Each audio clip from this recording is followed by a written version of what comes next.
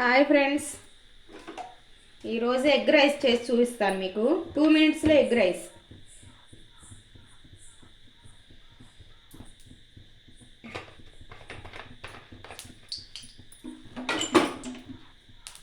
ముందరగా మనం ఇలా కలిపి పెట్టుకోవాలి.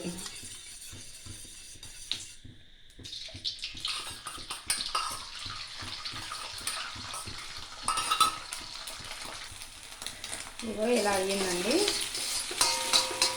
ఇలా అయిన తర్వాత రైస్ వేసేసుకోవాలి. ముందరగా మనం ఉడికించి పెట్టుకున్న రైస్ ఇది బాగా కలుపుకోవాలి.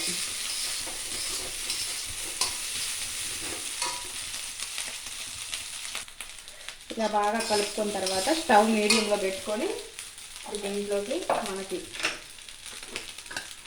కారం, మన స్పైసీని బట్టి కారం,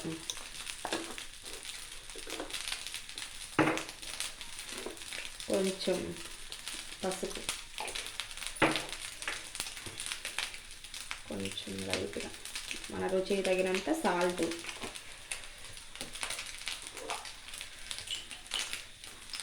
కొంచెం టేస్టింగ్ సాల్ట్, కొంచెం అంటే కొంచెం, అలాగే మిరియాల పొడి కూడా కొంచెం,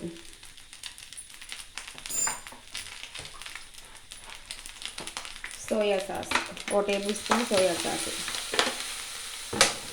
ఇప్పుడు దీనికి బాగా కలుపుకోవాలి. మనం ఎప్పుడైనా ఫ్రైడ్ రైస్ని ఇలాంటి కడాయిలో చేసుకుంటే స్మోకీ ఫ్లేవర్ వచ్చి బాగుంటుంది. ఫ్రైడ్ రైస్ని ఎంత బాగా కలుపుకుంటే అంత బాగా రుచి ఉంటుంది. ఐరన్ కడాయి అయితే ఫ్రైడ్ రైస్కి సూపర్గా ఉంటుంది. ఫ్రైడ్ రైస్ చూసారా? ఇంతేనండి, ఫ్రైడ్ రైస్ అయిపోయింది. ఫ్రైడ్ రైస్ అయిపోయిందండి. లాస్ట్లో ఆనియన్స్, అంతే.